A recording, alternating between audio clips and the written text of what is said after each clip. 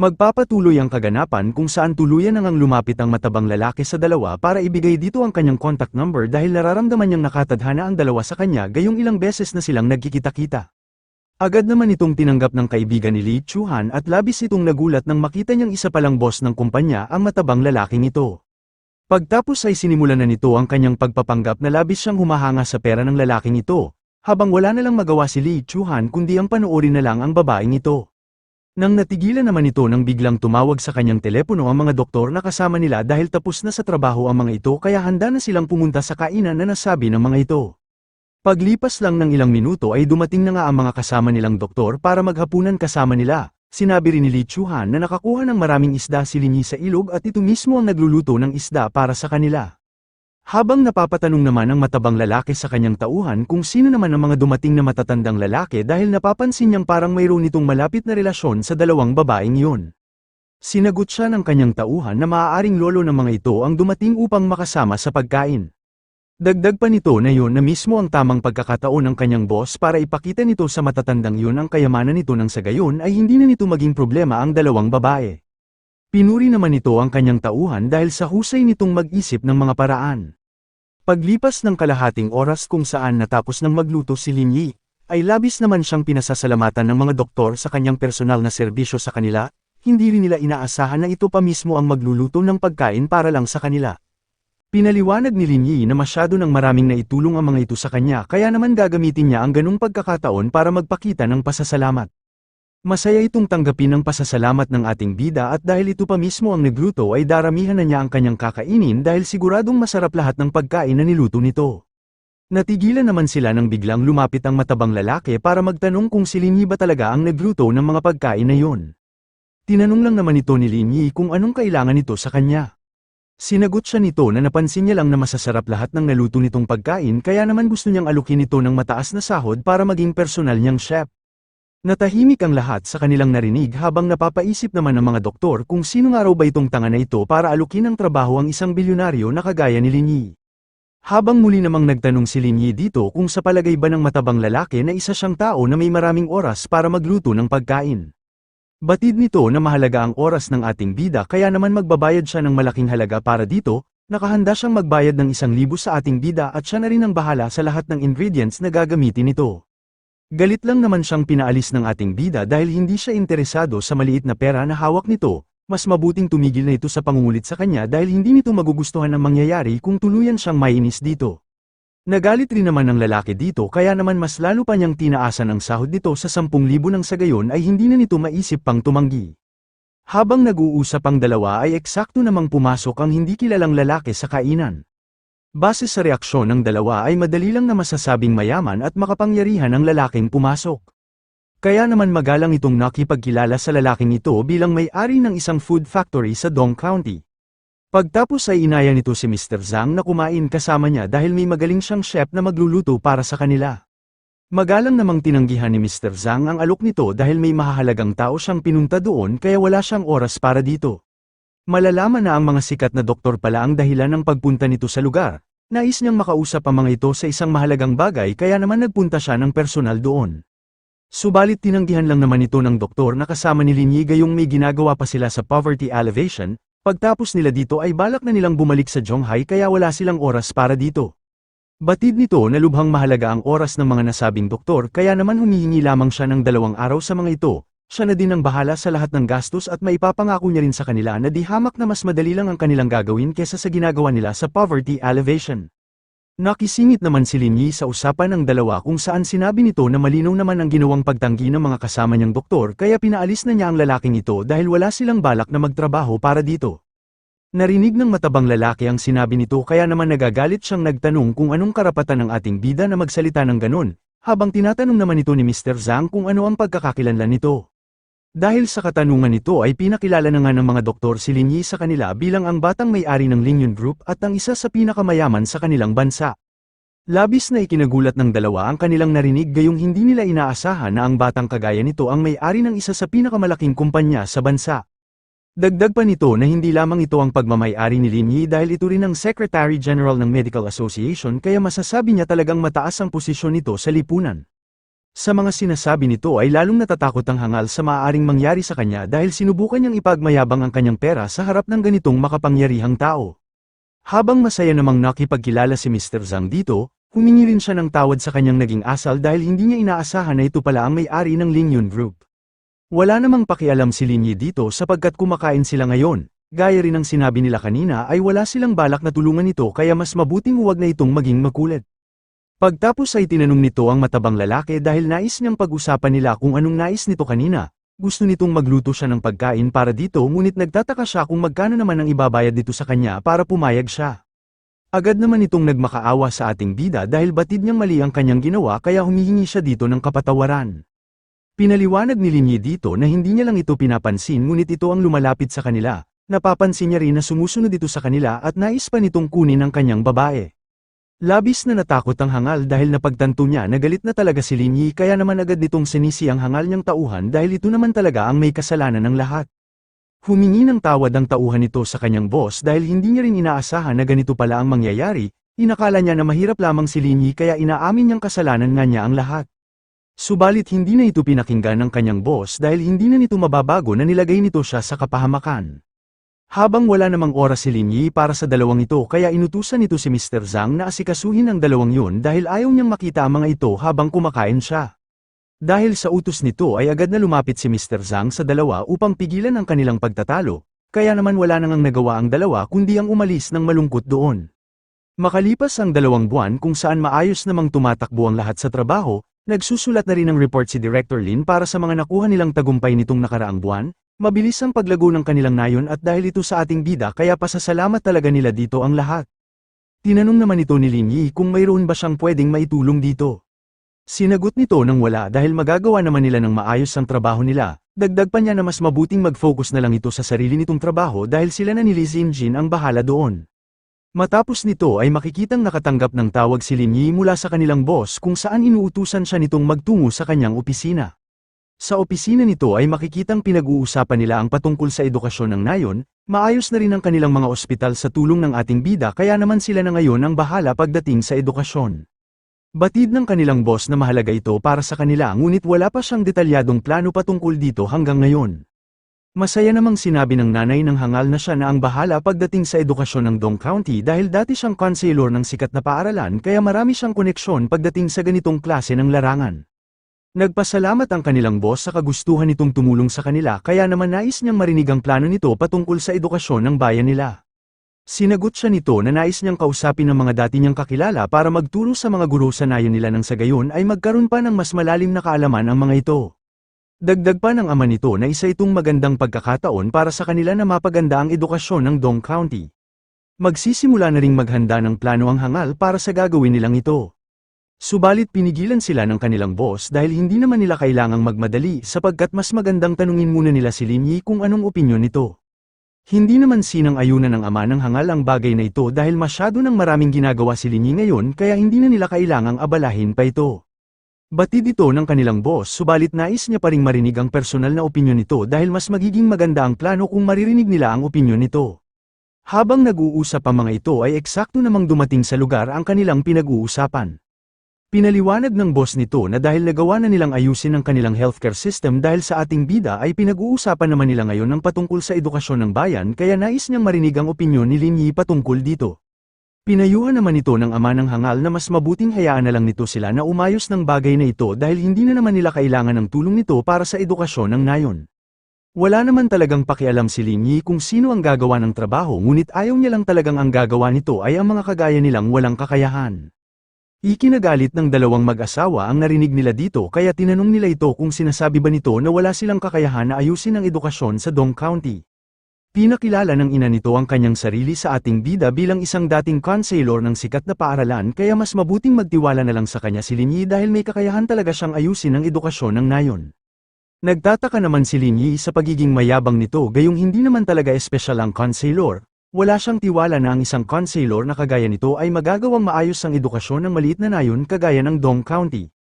Bagamat isa lamang siyang counselor ay masasabi naman niyang marami siyang koneksyon sa ganitong larangan kaya naman may kakayahan pa rin siyang ayusin ang edukasyon ng nayon. Subalit sa kasamaang palad ay si Lin Yi ang Vice President ng Zhonghai University kaya naman kumpiyansa siyang sabihin na mas may kakayahan siya kesa sa isang consailor na matagal nang umalis sa trabaho. Ikinagulat rin ng kanyang boss ang narinig nito na isa palang Vice President ng sikat na paaralan sa Zhonghai ang ating bida. Batid ng ating bida na mahirap paniwalaan ang sinabi niya ngunit mayroon naman silang internet sa kasalukuyang panahon kaya maaari nila itong tignan kung nais nila. Dahil dito ay dali-dali na nga itong tinignan ng matanda at nakita niya dito na talagang nagsasabi ng totoo ang ating bida dahil ito talaga ang Vice President ng Zhonghai University. Dahil nakita na naman ito na nagsasabi siya ng totoo ay hindi na niya kailangang sabihin sa kanila na mas may kakayahan siya kesa dito. Ayaw niya ring ipaubaya ang kinabukasan ng Dong County sa mga kagaya nito kaya siya na lang mismo ang gagawa nito para sa magandang kinabukasan ng nayon. Pinuri naman ng kanyang boss ang bago na naman niyang nalaman patungkol sa ating bida. Hindi niya talaga inaasahan na may mataas pala itong katayuan sa Zhonghai University at talagang palagi siyang nagugulat sa mga nalalaman niya dito. Pagtapos ay pinaalis na niya muna ang mga ito dahil may pag-uusapan muna sila ni Lin Yi. Pag-alis ng mga ito ay parang wala namang masabi ang boss nito sa labis na pagkagulat dahil hindi niya talaga inaasahan na may mataas na katayuan pala ito sa isang sikat na paaralan sa bansa. Wala naman itong dapat ikagulat dahil isang simpleng ranggo lang naman ang meron siya sa Zhonghai University pero sigurado naman siyang sapat na ang koneksyon niya para ayusin ang edukasyon ng Dong County. Dahil sa tulong na naibibigay nito sa kanya ay napagdesisyonan na ng kanyang boss na gawin itong pangalawang pinakamataas sa poverty elevation nila at nakahanda siyang tumulong dito kung sakaling kailangan nito ng tulong sa hinaharap. Ngunit sinabi ni Lin Yi dito na hindi niya muna maaayos ang patungkol sa edukasyon ngayon dahil nais niya munang magtungo sa Northeast dahil balak niyang turuan ng mga mamamayan sa lugar ng paraan sa pagtatanim ng sa gayon ay mas maging maunlad na rin ang agrikultura sa Dong County. Naging interesado naman ang boss nito sa tunay na layunin ng ating bida kaya naman nais niyang marinig kung ano ang plano nito. Pinaliwanag nito na hindi nila maitatanggi ang mabilis na pagtaas ng ekonomiya ng Dong County subalit hindi pa rin nila nasolusyonan ang buhay ng mga mamamayan sa nayon kaya naman nais niyang magsagawa ng training session sa mga mamamayan para magkaroon ng kakayahan ang mga ito. Nagkataon naman nakaklase ng boss nito ang isa sa nagtatrabaho sa Agricultural Research Institute sa Bingcheng kaya tatawagan niya ito para tumulong sa nais ng ating bida. Dahil dito ay nagpaalam na nga si Lin Yi sa kanyang boss. Pagbalik nito sa kanilang opisina ay hindi maiwasang magtanong ni Director Lin dito kung anong pinag-usapan nila ng boss.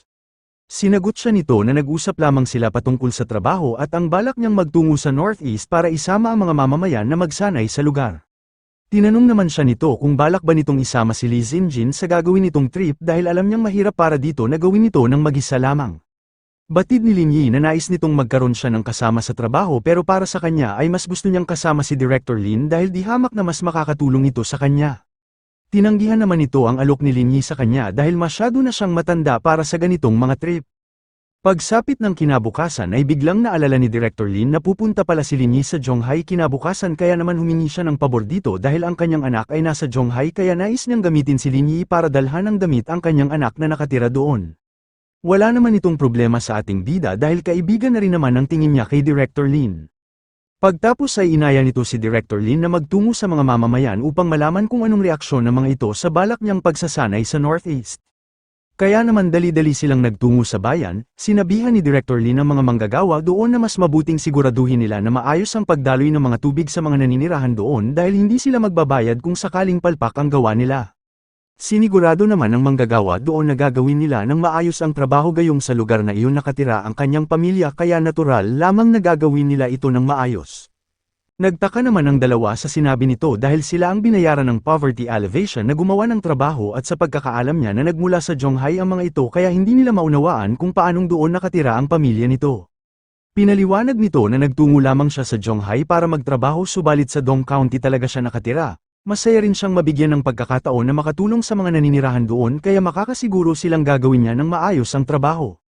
Dagdag pa niya na kahit hindi sila magbayad ay siguradong gagawin pa rin niya ng maayos ang trabaho dahil ginagawa niya ito para sa kanyang pamilya. Nakaramdam naman ng ginhawa si Director Lin nang marinig niya dito na doon rin pala nakatira ang pamilya nito, mas lalo siyang makakampante dahil alam niyang hindi magiging palpak ang trabaho nito. Tinuro naman ni Lin Yi ang kalapit na bayan at nagtanong kung sa bandang yun ba nakatira ang pamilya nito. Nais niyang samahan sila nito patungo doon dahil may ilang mga katanungan lamang sila sa mga naninirahan doon. Dahil dito ay dali-dali na nga silang sinamahan ng lalaki patungo sa kanyang mga magulang. Nang malaman ng mga magulang nito na nagmula sa poverty elevation ang dalawang kasama ng anak nila ay agad silang naghanda ng komportableng upuan para dito. Hindi naman kailangang maging magalang ng mga ito dahil parehas lang naman silang tao, nagtungo lang sila doon dahil meron silang ilang katanungan at nais nilang sumagot ng tapat ang mga ito sa bawat tanong nila. Alam niyang nalaman na rin ng mga ito na naghahanap sila ng batang malalakas sa nayon para papuntahin sa Northeast para sa pagsasanay. Tinanong naman sila nito kung anong klaseng pagsasanay ang tinutukoy nila dahil wala silang ideya sa sinasabi ng mga ito. Nagtaka naman si Director Lin sa mga naging sagot nito gayong sa pagkakaalam niya ay inutusan na nila ang village chief na ipabalita sa lahat ng mamamayan ang balitang ito. Sinabi naman ng kausap nito na wala silang natatanggap na balita sa kahit na sino patungkol dito at wala talaga silang alam sa sinasabi ng dalawang ito. Dahil dito ay napagdesisyonan ni Director Lin na magtungo sa village chief ngayon upang kausapin ito kung bakit hindi pa alam ng mga mamamayan ang balita. Kaya naman wala silang sinayang na oras at agad na nagtungo sa village chief, pinakilala nito ang kanilang mga sarili bilang nagtatrabaho sa poverty alleviation kaya naman inaya silang maupo ng hangal upang pag-usapan ang dapat na pag-usapan. Nais namang marinig ni Director Lin kung anong ginagawa nito patungkol sa inutos nila dito na ipabalita sa mga mamamayan ang nais nilang pagpapadala ng malalakas na bata sa Northeast para magsanay. Sinagot siya nito na maayos na nilang nagawa ang trabaho at nakakuha na rin sila ng 2 malakas na bata na pinili rin ng mga mamamayan para magtungo sa Northeast. Muli naman itong tinanong ni Director Lin kung sigurado ba itong alam talaga ng mga mamamayan ang sinasabi nito at kung batid ba talaga ng mga tao ang patungkol sa balita. Sinagot siya nito ng oo dahil hindi naman siya masamang tao para magsinungaling sa ganitong klase ng bagay lamang. Nagalit naman si Director Lin sa naging sagot nito dahil nanggaling sila mismo sa nayon at nakausap nila ng personal ang mga naninirahan doon at ayon sa mga ito ay wala silang natatanggap na balita patungkol sa bagay na ito kaya gusto niyang makarinig ng paliwanag mula dito. Pinakalma naman sila nito dahil hindi nila kailangang magalit para sa ganitong bagay lamang. Hindi na rin naman mahalaga kung hindi ito alam ng mga mamamayan dahil nakapili na rin naman sila ng mga batang magtutungo sa Northeast kaya sapat na ito sa ngayon. Napagtanto ni Director Lin na walang saysay ang pakikipag-usap niya dito kaya naman inaya na nitong umalis si Lin Yi dahil walang mangyayari sa pakikipag-usap nila sa hangal na ito. Subalit bago umalis ang dalawa ay nakiusap muna ang hangal sa kanila na manatili ng kaunti pang oras para kumain, nirekomenda niya rin dito ang iba't ibang uri ng mahal na alak na meron siya doon. Natigilan si Lin Yi sa sinabi nito gayong sa pagkakaalam niya ay hindi naman mataas ang sahod dito sa trabaho kaya parang imposible na magkaroon nito ng mga mahal na alak. Hindi na nga nakasagot ang hangal sa sinabi ng ating bida kaya naman umalis na ang dalawang ito. Pagsapit ng kinabukasan ay masaya siyang nilapitan ni Li Zinjin dahil tuluyan ang lumabas ang listahan ng mga lalaking magtutungo sa Northeast para magsanay. Subalit walang balak si Lin Yi na tanggapin na lang ng madali ang mga nakalista dito kaya naman inutusan niya si Li Zinjin na tignan muna kung anong tunay na pagkakakilanlan ng mga ito. Tinanong naman ito ni Director Lin na gusto ba nitong kalabanin ang village chief sa gagawin nito. Sinagot siya nito na wala siyang pakialam sa village chief dahil gagawin niya ang gusto niyang gawin at walang makakapigil sa kanya pagdating dito. Matapos nito ay mabilis lang rin na sumapit ang 3 oras kung saan labis na nagagalit ang isa nitong kasamahan sa trabaho.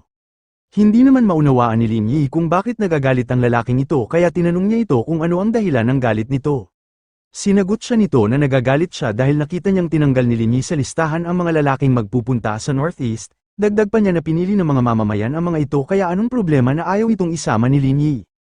Pinaliwanag ni Lin Yi dito na ginawa niya ito dahil nalaman niya na brother-in-law ito ng hangal, hinahanap niya ang mga mamamayan na kailangan ng pagunlad sa trabaho at ayaw niyang makita na ang brother-in-law lang nito ang makikinabang.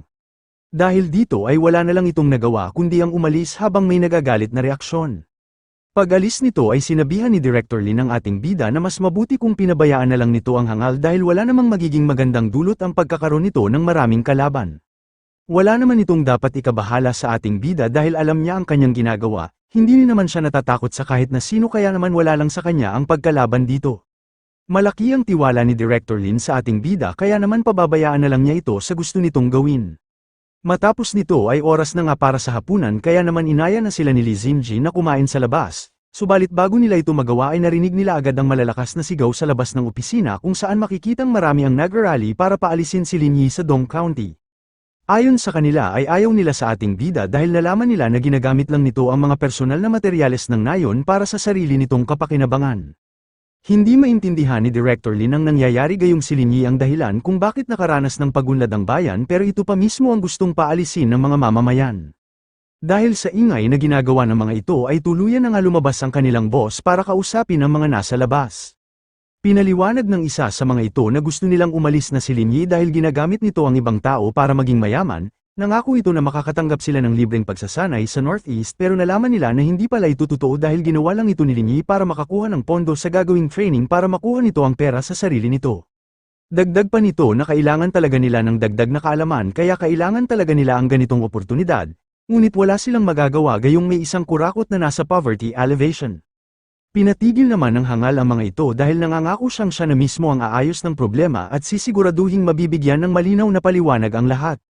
Habang labis namang nagalit ang isa nilang kasamahan sa nalaman dahil malaki ang tiwala ng kanilang boss sa ating bida pero lumalabas na hindi ito mapagkakatiwalaan.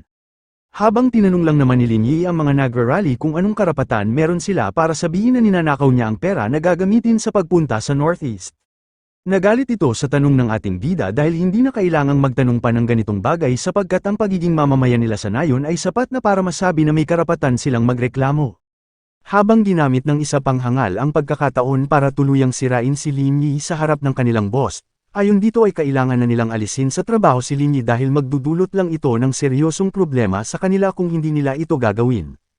Pinigilan naman ito ni Linyi sa pagsasalita dahil sa pagkakaalam niya ay sarili niya itong problema kaya siya lamang ang magdedesisyon kung anong dapat gawin at ang mga katulad nito ay walang karapatan na magdesisyon para dito. Mas lalo namang nagalit ang mga tao sa narinig nilang ito dahil talagang patuloy pa rin sa pagiging mayabang si Linyi kahit alam na nilang lahat ang tunay nitong pagkatao. Hindi na nakapagpigil si Linyi kaya naman pinaliwanag niya sa lahat ng ito na siya mismo ang magbabayad ng trip nila papunta sa Northeast, tanong pa niya sa mga ito na kung bakit naman niya nanakawin ang sarili niyang pera. At doon na po nagtatapos. Maraming salamat sa panunood.